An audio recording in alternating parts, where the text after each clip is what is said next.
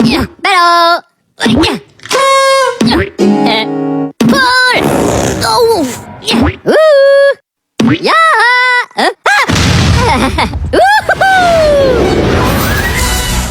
A few moments later. Pose with the fans. Pose with the pose with the pose with the fans. Pose with the pose with the pose with the fans.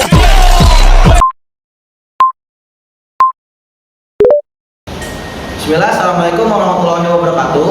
Kami dari kelompok 2 ingin mempresentasikan materi yang berjudul Wawasan Nusantara sebagai Geopolitik Indonesia. Sebelumnya, teman-teman sudah tahu belum apa itu wawasan Nusantara sebagai geopolitik Indonesia? Jika belum, simak baik-baik ya.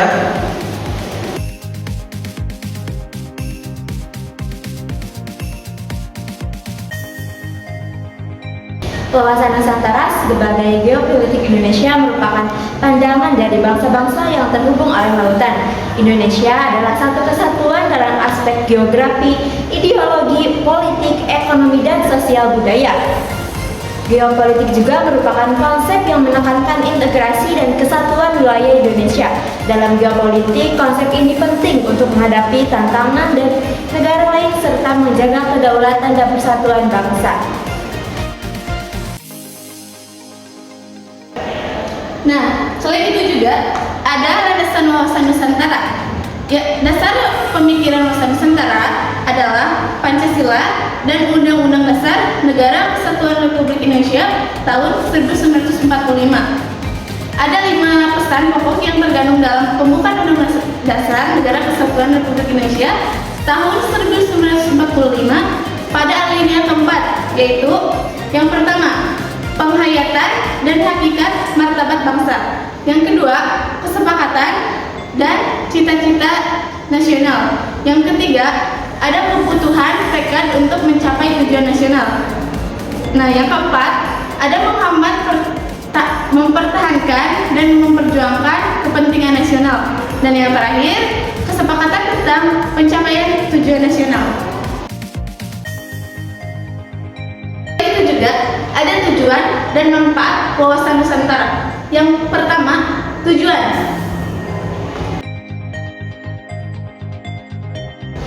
Nah, jadi ada 2 tujuan wawasan Nusantara. Tujuan yang pertama itu adalah menciptakan persatuan bangsa dan kesatuan wilayah.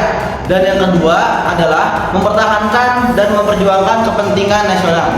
Dan yang kedua, ada manfaat. Nah, dengan adanya wawasan Nusantara memberikan manfaat, yaitu bagaimana sih cara pandang mengenai kebutuhan wilayah yang perlu untuk diperhatikan. Dan juga dengan adanya wawasan Nusantara menjadikan salah satu penunjang integrasi nasional yang termaktub dalam semboyan Bhinneka Tunggal Ika.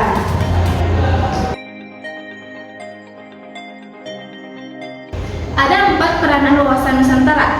Yang pertama, memelihara persatuan dan kesatuan dalam kehidupan nasional.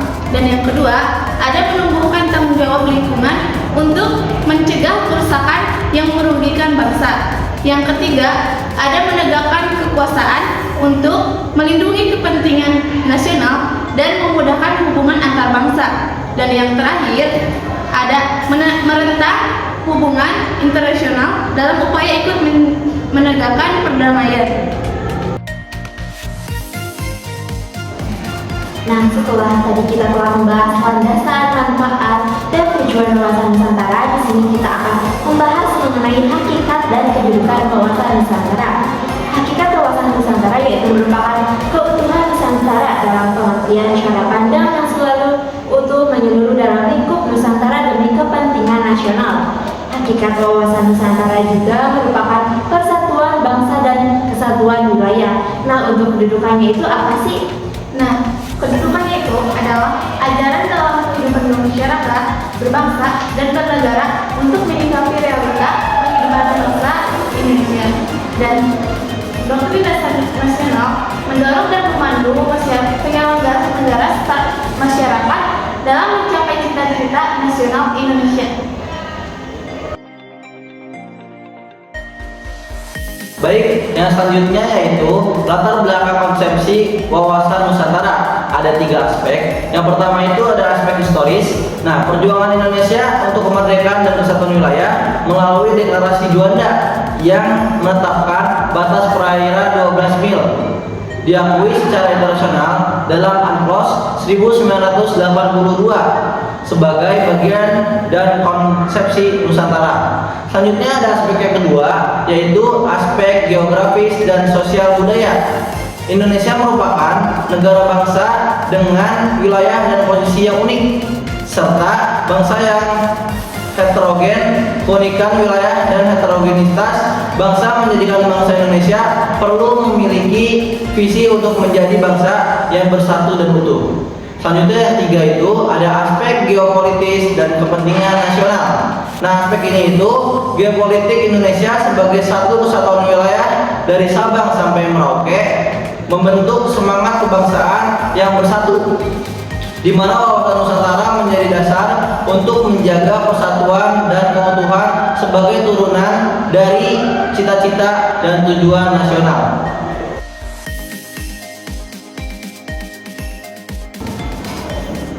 Baik, yang selanjutnya itu ada konsepsi wawasan Nusantara. Ada 2 bahasan. Yang pertama yaitu konsepsi wawasan Nusantara yang tertuang dalam Perpu, yaitu dalam ketetapan MPR mengenai GBHM. Yang pertama yaitu TAP MPR nomor 4/MPR/1973. Yang kedua yaitu TAP MPR nomor 4/MPR/1978. Yang ketiga yaitu TAP MPR nomor 2/MPR/1983. Yang keempat yaitu TAP MPR nomor 2/MPR/1988. Yang kelima, TAP MPR nomor 2/MPR/1993. Dan yang terakhir yang keenam yaitu TAP MPR nomor 2/MPR/1998.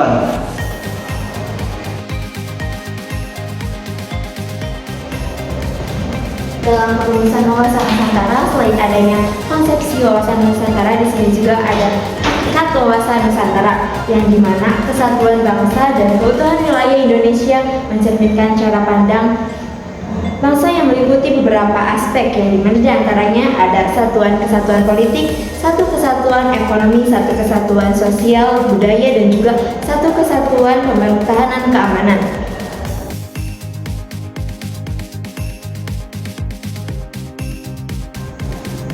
Selanjutnya di sini akan membahas mengenai batas wilayah Negara Kesatuan Republik Indonesia.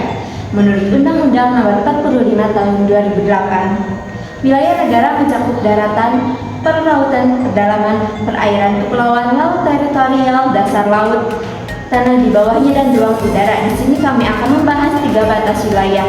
Yang pertama yaitu daratan.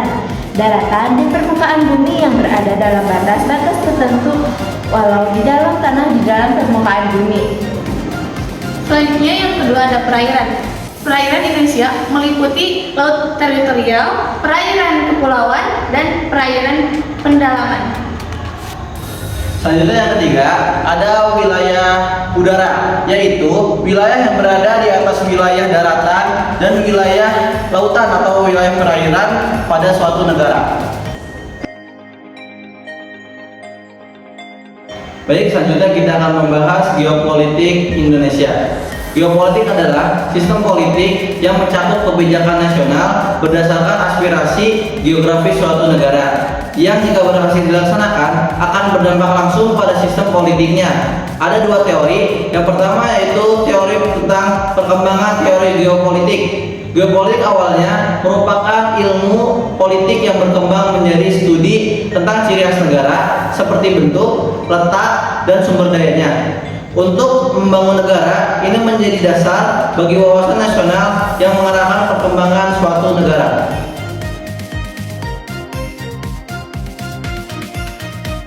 Selanjutnya yang kedua, teori kekuasaan dan geopolitik Indonesia. Wawasan nasional Indonesia dibentuk dari teori universal yang dijiwai oleh paham kekuasaan dan geopolitik. Bangsa Indonesia mengutamakan cinta damai dan kemerdekaan tanpa mengembangkan ajaran kekuasaan yang dapat memicu konflik. Geopolitik Indonesia sebagai penghubung antar pulau, menjadikan seluruh wilayah sebagai satu kesatuan yang diikat oleh hukum yang sama.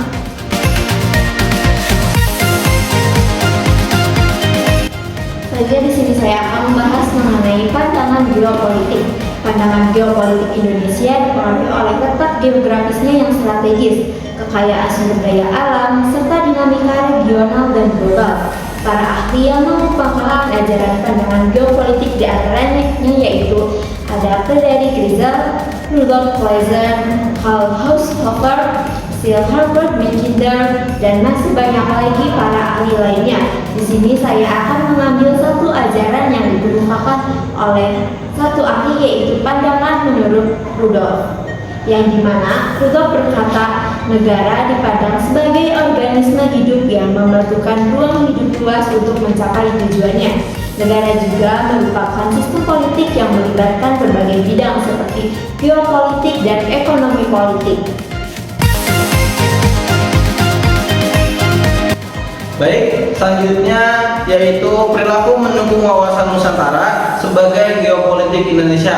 Ada 4 poin penting. Yang pertama yaitu mengutamakan persatuan, yaitu menjaga rasa kebersamaan dan solidaritas antar warga negara.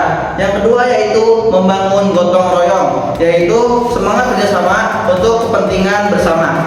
Yang ketiga yaitu menghargai keberagaman, yaitu toleransi terhadap perbedaan suku, budaya, dan agama. Yang keempat yang terakhir yaitu menjaga kedaulatan wilayah, yaitu berperan aktif dalam menjaga keutuhan wilayah NKRI. Baik, setelah berbagai pengertian tentang wawasan Nusantara dan geopolitik Indonesia yang telah kami jelaskan, setelah ini kami akan menampilkan berita yang berkaitan dengan wawasan Nusantara dan geopolitik Indonesia. Selamat menyaksikan.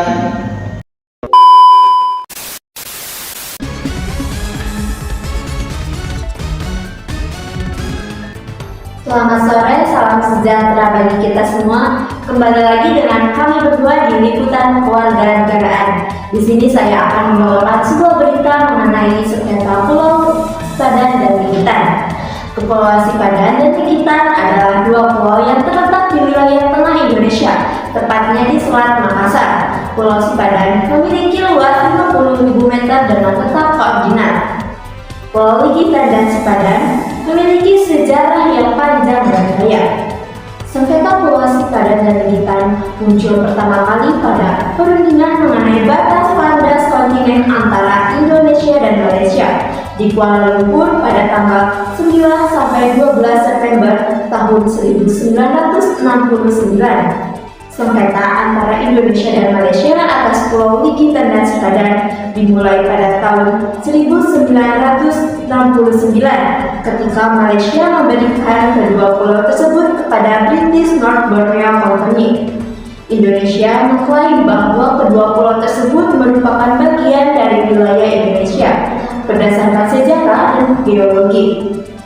Kedua pulau tersebut merupakan bagian dari perjanjian antara Kerajaan Inggris dan Belanda pada tahun 1891 mengenai perbatasan antara Hindia Belanda dan British North Borneo Company. Namun, Malaysia mengklaim bahwa kedua pulau tersebut tidak disebutkan dalam perjanjian tersebut. Hasil kesepakatan kedua pihak agar menahan diri untuk tidak melakukan kegiatan-kegiatan yang menyangkut kedua pulau itu sampai penyelesaian sengketa.